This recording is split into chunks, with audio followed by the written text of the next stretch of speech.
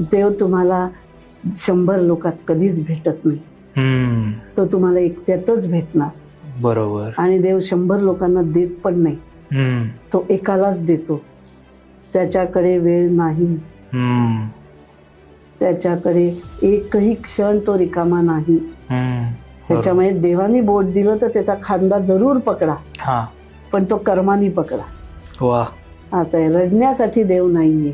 वा. तुम्हाला जन्म जेव्हा दिलाय तो जन्म आलेला आहे आपला. तो आपण कुठून आलोय त्याचा मार्ग एकच, एक आईच्या उदरातून आलेलो आहे आणि दुसरं परमेश्वराची इच्छा. त्याच्यामुळे हे तिघं, मी आई वडील एकच समजते आणि परमेश्वर, या दोघांना आपण उत्तरदायित्व आहोत. आपण उलटा प्रवास केला पाहिजे. आपल्याला त्याच्याकडे जायचंय परत. करेक्ट. तर आपण त्याला विसरलं नाही पाहिजे. तर रोज एक नमस्कार केला तर काही बिघडत नाही. म्हणून एक नमस्कार, एक देव, एक वेळ, एक ठिकाण हे नेहमी पाहिजे. 100 देवांना नमस्कार करून काही फायदा नसतो. अति देव करून पण काही फायदा नाही. तुमच्या कर्मात जेवढा देव आहे तेवढाच तुम्हाला मिळणार आहे. त्याच्यामुळे तुम्ही 100 पोथ्या वाचा, 10 तास जप करा, काहीही मिळत नाही.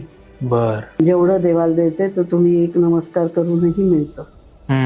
कारण देव फक्त कर्म बघतो, दुसरं काही बघत नाही. Download ShareChat.